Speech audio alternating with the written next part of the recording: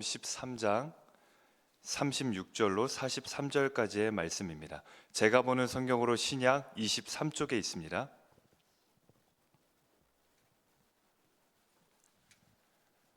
한 절씩 교독하신 후 마지막 절은 합독하겠습니다.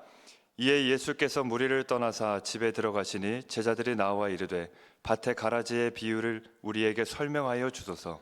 대답하여 이르시되 좋은 씨를 뿌리는 이는 인자요 밭은 세상이요 좋은 씨는 천국의 아들들이요 가라지는 악한 자의 아들들이요 가라지를 뿌린 원수는 마귀요 추수 때는 세상 끝이요 추수꾼은 천사들이니 그런즉 가라지를 거두어 불에 사르는 것 같이 세상 끝에도 그러하리라.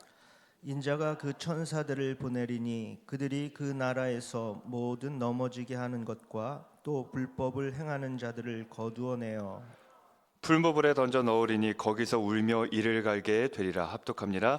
그때 의인들은 자기 아버지 나라에서 해와 같이 빛나리라.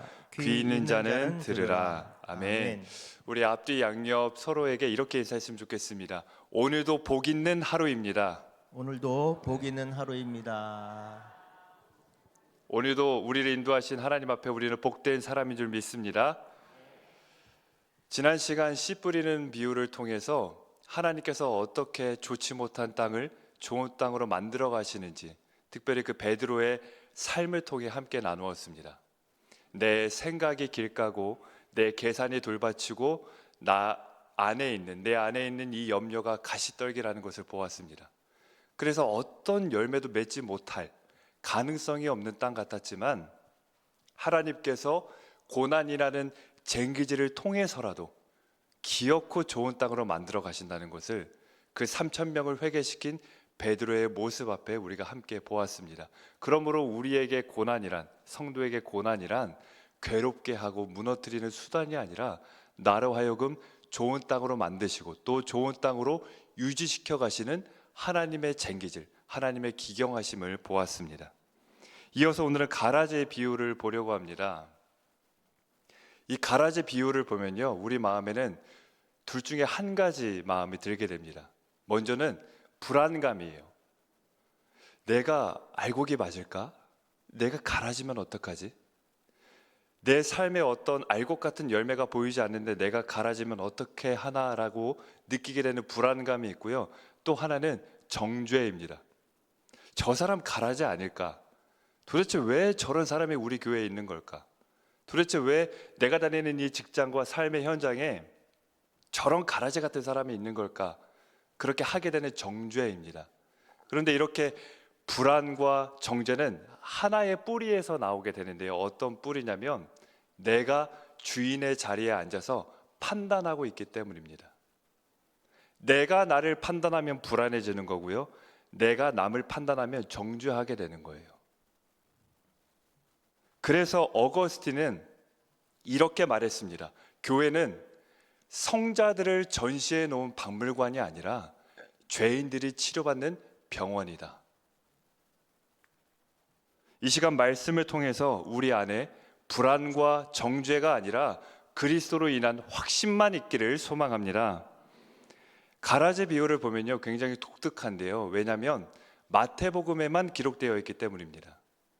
마태복음에는 다른 복음서보다 비유가 좀 많이 나와 있는데 이렇게 마태에만 기록된 비유가 9가지가 되고요. 그 9가지 비유의 공통점이 뭐냐면 심판입니다. 이 종말과 심판인데 왜 마태는 이렇게 심판에 집착적으로 이 9가지의 비유를 들면서까지 심판에 주목하고 있는가? 그 이유는 마태복음의 수신자가 누구인지를 보면 드러나게 되는데 마태복음은 누구를 위해서 썼냐면 1차적으로 유대인들을 향한 복음서입니다. 그때 당시에 유대인 그리스도인들은요 굉장히 힘든 상황이었어요. 그러니까 로마의 핍박과 압제 아래서 고통스러워하고 있던 상황입니다. 그들의 입장에서 로마는 가라지였던 거예요. 저 가라지를 하나님께서 언제 불태우실까? 저 가라지들을 언제 심판하실까? 그렇게 심판에 대한 갈망이 가득해 있었습니다.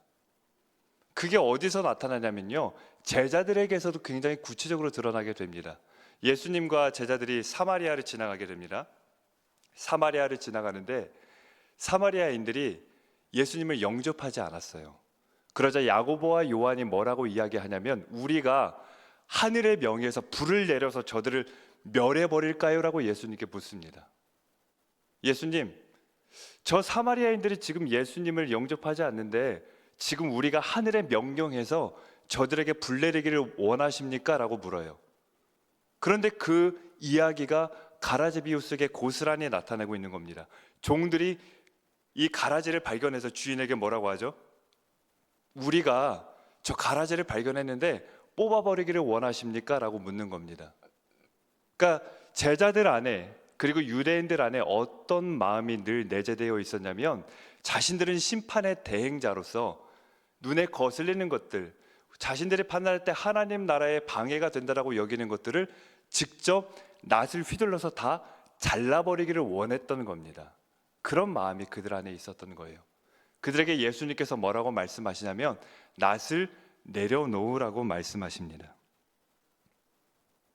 하나님의 나라는 무력으로 장악하는 나라가 아니라 인내로 완성하는 나라라고 말씀하시는 겁니다.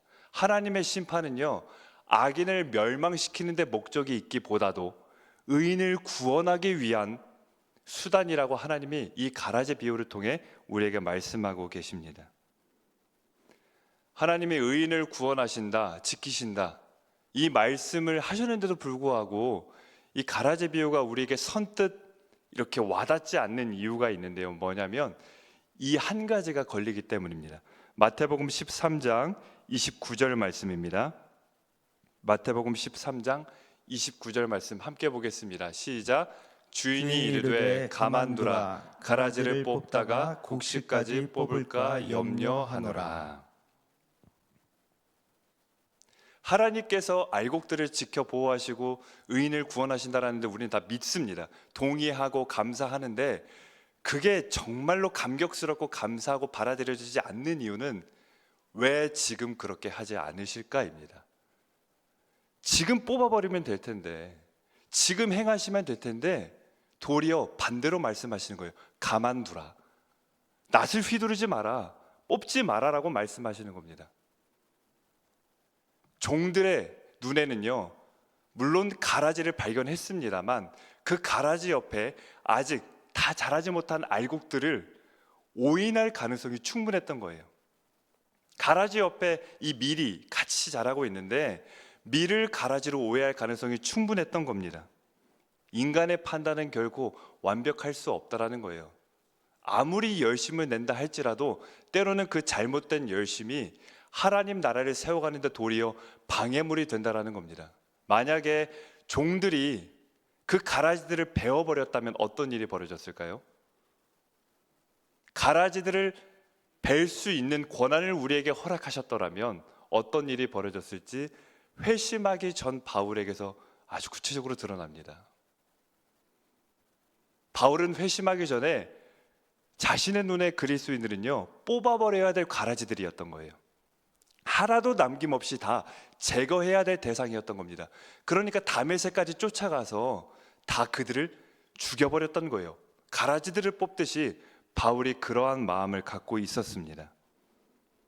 근데 예수님께서 뭐라고 말씀하시냐면 하나님 나라에서 중요한 것은요, 99개의 가라지를 뽑는 것보다 한 개의 알곡을 지키는 게 더 중요하다고 말씀하시는 겁니다. 그것을 심판할 권한, 그것을 뽑아낼 권한은 그때에 아버지께서 행하실 것이고 하나님 나라가 그 전까지는 단 한 개의 알곡도 다치지 않도록 보존하시는 것이 하나님 나라의 통치라는 겁니다. 이 사실을 이 가라지 비유를 통해서 구체적으로 말씀하고 있습니다. 마태복음 13장 35절 말씀인데요. 마태복음 13장 35절 말씀.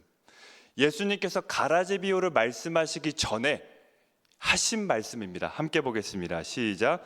이는 선지자를 통하여 말씀하신 바 내가 입을 열어 비유로 말하고 창세부터 감추인 것들을 드러내리라 함을 이루려 하심이라. 아멘.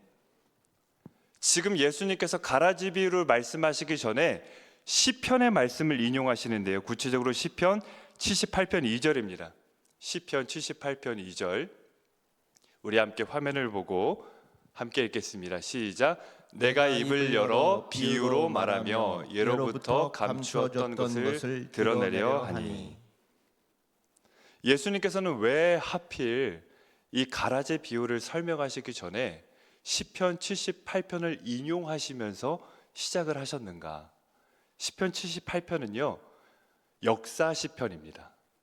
하나님께서 이스라엘 백성들에게 행하셨던 역사를 낱낱이 기록한 시편인데 그 역사 중에서도 어떤 역사를 기록하였는가? 출애굽이라는 역사를 기록해 놓은 시편이 시편 78편이에요. 그러니까 예수님은 가라제 비유를 말씀하시면서 어떤 눈으로 바라보게끔 만드셨냐면 출애굽의 눈으로 바라보게끔 만드신 겁니다.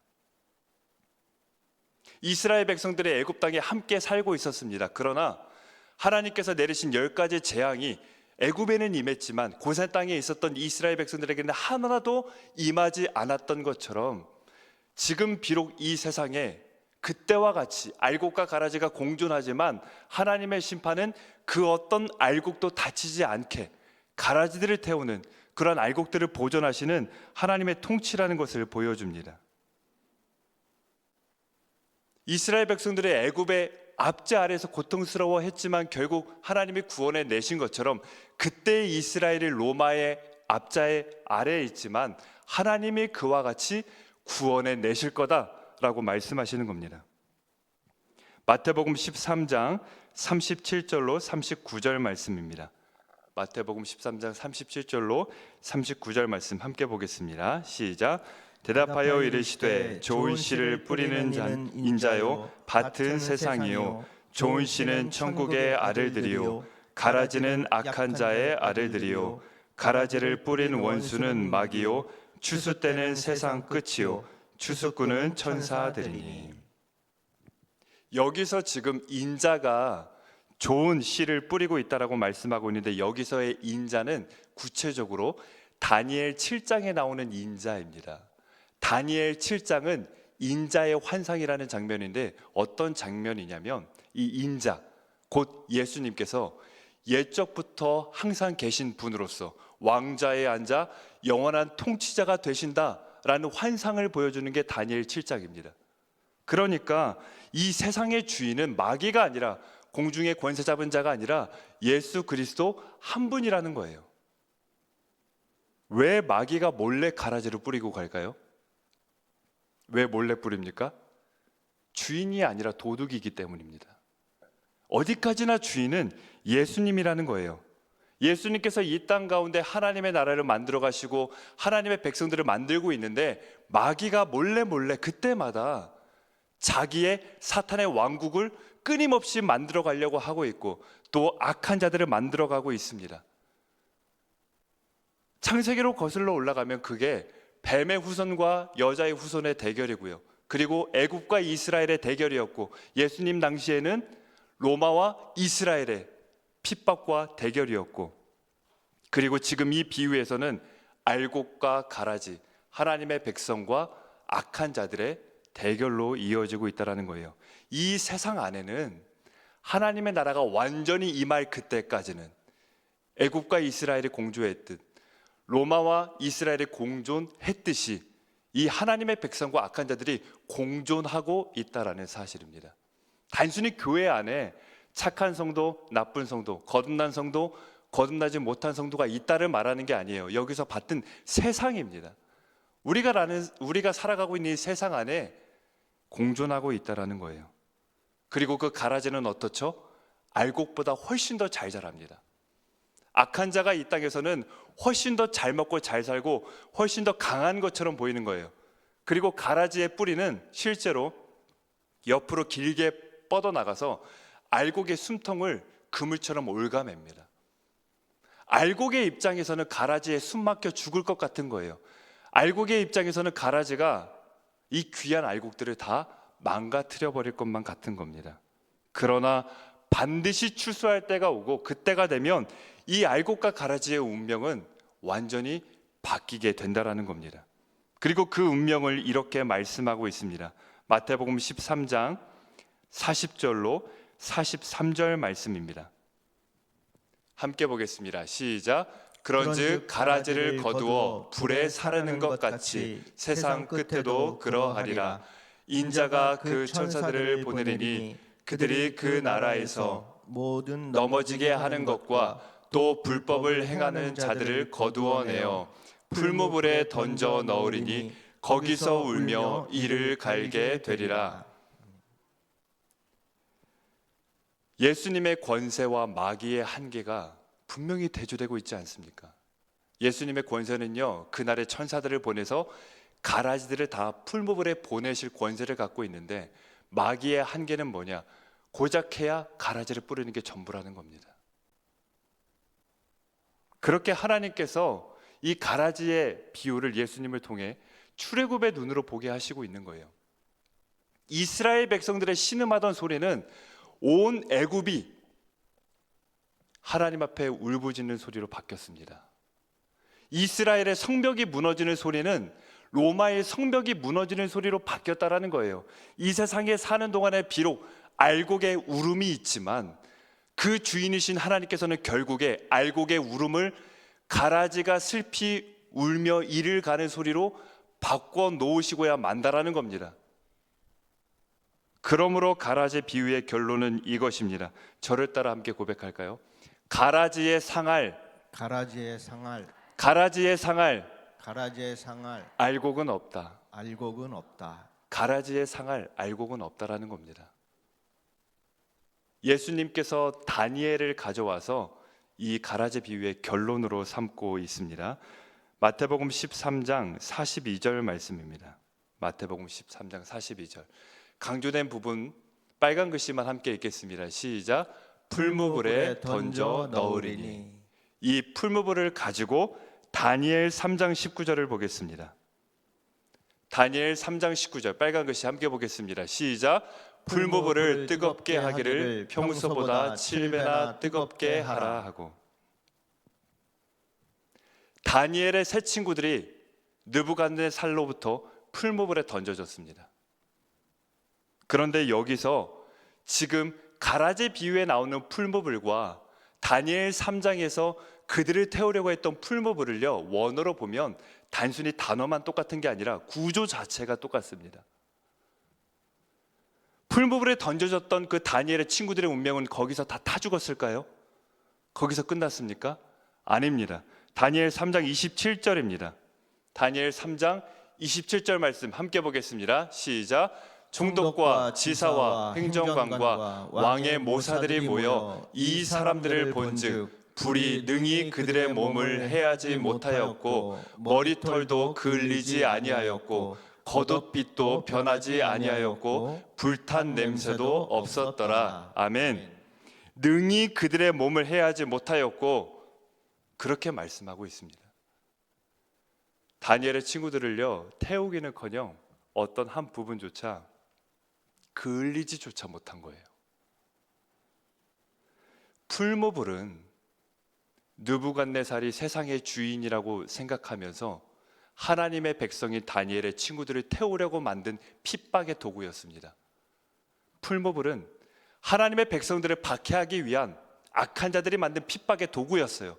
그런데 예수님께서 그 핍박의 도구를 그대로 가져와서 악한 자들을 심판할 심판의 도구로 바꾸어 놓으셨다라는 겁니다. 진짜 주인이신 예수님께서 그 똑같은 도구를 가져와서 하나님의 백성들을 태울 수 없었던 그 도구로 이제는 가라지들을 다 태워버릴 심판의 도구로 만드셨다라는 거예요. 의인을 태우려 했던 불은 7배나 더 있어도 실패했지만 가라지들을 태울 그 불은 완전히 승리한다고 말씀하는 겁니다. 그러므로 기적은 풀무불 밖에서가 아니라 풀무불 안에서 일어난다라는 거예요. 알곡이 받고 있는 은혜는 어디서 드러나냐면요, 가라지가 없는 밭에서가 아니라 가라지가 가득한 그 한복판에서 알곡이 받고 있는 은혜가 은혜답게 나타나고 기적이 기적답게 나타난다라는 겁니다. 가라지의 운명이 그와 같이 핍박의 도구로 도리어 그 가라지가 심판의 도구로 멸망되는 것처럼 알곡의 운명은 반대입니다. 마태복음 13장 43절입니다. 마태복음 13장 43절 빨간 글씨만 보겠습니다. 시작. 해와 같이 빛나리라. 해와 같이 빛나리라를 가지고 다니엘을 보겠습니다. 다니엘 12장 3절입니다. 빨간 글씨 시작. 별과 같이 영원토록 빛나리라. 아멘. 별과 같이 빛나리라, 해와 같이 빛나리라. 다니엘과 마태복음 이 두 말씀이 600년의 시간을 넘어서서 약속하고 있는 것은 한 가지입니다. 그것은 바로 하나님의 백성들이 누리게 될 영광입니다. 영원한 승리입니다. 성도의 인생은 출애굽의 노래로 시작해서요 별과 같이 되는 겁니다. 이 사이에 그 어떤 가라지라 할지라도, 그 어떤 악한 자라 할지라도 이 성도의 인생을 망가뜨릴 수 없고 무너뜨릴 수 없다라는 사실입니다. 출애굽의 노래로 시작된 우리의 인생은 반드시 빛나는 별로 맞춰질 줄 믿습니다. 가라지들을 두려워하지 마십시오. 애굽의 열 재앙 속에서도 그것을 구별해서 재앙을 내리신 하나님께서, 로마의 압제 속에서도 그 이스라엘을 구원해내신 하나님께서 오늘 그 가라지 한복판에 있는 나를, 풀무불에 던져진 것 같은 우리를 지키고 계신 줄 믿습니다. 그러므로 알곡은 상하지 않습니다. 알곡은 불타지 않습니다. 그날 우리는 아버지의 나라에서 모두가 다 영원토록 해와 같이 별과 같이 빛날 줄 믿습니다. 이 시간 함께 찬양하면서 기도하겠습니다. 이 시간 찬양할 때 하나님의 은혜로라는 찬송가인데요, 하나님께서 왜 이렇게 쓸데없는 자를 구속하여 주시고 왜 나 같은 자를 이렇게 붙들어 주셔서 그렇게 지켜 보호하시는지 우리는 알 수 없습니다.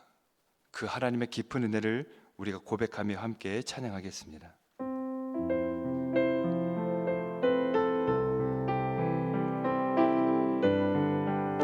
하나님의 은혜로,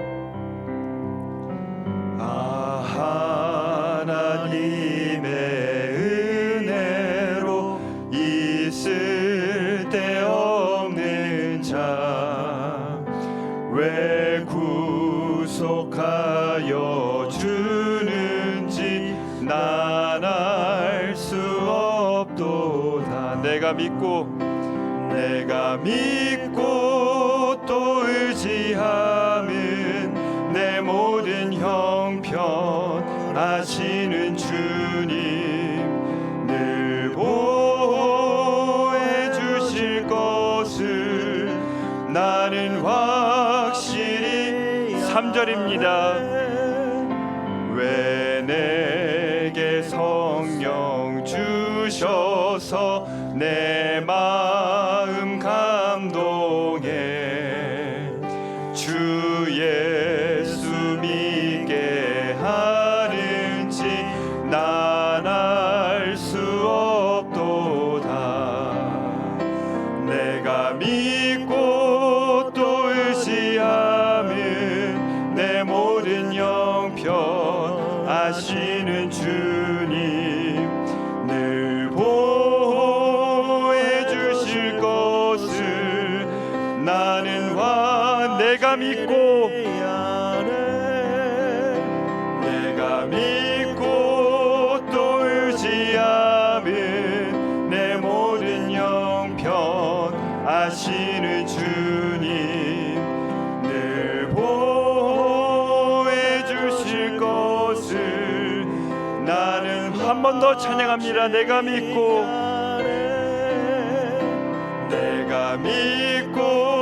또 의지함은 내 모든 형편 아시는 주님 늘 보호해 주실 것을 나는 확실히 아네. 이 시간 우리가 두 가지 기도 제목을 놓고 기도하겠습니다. 첫 번째는 알곡은 결코 가라지에 상하지 않음을 확신하면서 담대히 살아갈 수 있도록 지켜 보존하시는 그 하나님, 끝내 구원하실 그 하나님 바라보며 살아갈 수 있도록 기도하기 원합니다. 두 번째로 기도할 제목은 이 쓸데없는 자 구속하여 주셨으니 어떻게 가만히 있을 수 있겠습니까?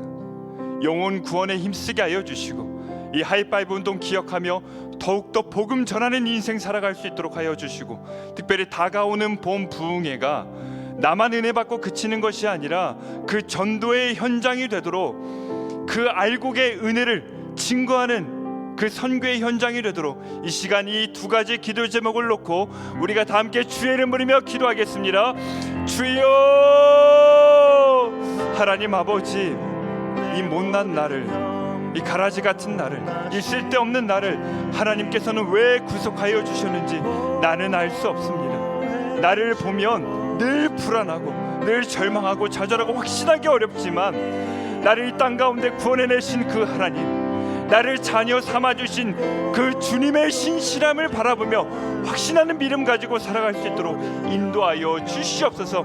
하나님, 이 땅에 사는 동안 가라지가 그 알곡에 목을 조여오고 숨통을 숨막히게 만드는 것 같지만, 우리 하나님께서 약속하셨습니다. 출애굽과 같이, 다니엘과 같이 마침내 그 풀무불에서 건져내실 그 하나님, 끝내 지켜 보호하실 그 하나님, 하늘의 별과 같이 해와 같이 빛나게 하실 그 하나님의 구원을 바라보며 우리는 이 땅 가운데 그 감사함을 가지고 영혼 구원에 힘쓰는 인생도 될 수 있도록 하나님 인도하여 주시옵소서. 알곡된 자로서 주님 앞에 감사를 고백하게 하여 주시고, 하나님 그 감격 가지고 오늘도 우리가 전도하는 인생 될 수 있도록 주여 붙들어 주시옵소서. 특별히 우리에게 봄 부흥회를 하나님께서 허락하여 주셨습니다. 이 부흥회가 나만 은혜 받고 그치는 것이 아니라 우리가 선교의 현장, 전도의 기회로 삼을 수 있는 영혼 구원에 힘쓰는 우리가 될 수 있도록 하나님 인도하여 주시옵소서. 그래서 놀라운 하나님 나라의 잔치가 되게 하여 주시고, 하나님의 기뻐하시는 은혜의 시간이 될 수 있도록 주여 붙들어 주시고 우리의 마음 가운데 역사하여 주시고 함께하여 주시옵소서. 주님 붙들어 주시옵소서. 하나님 감사합니다. 이 땅에 사는 동안에 가라지에 숨 막혀서 죽을 것 같고, 가라지가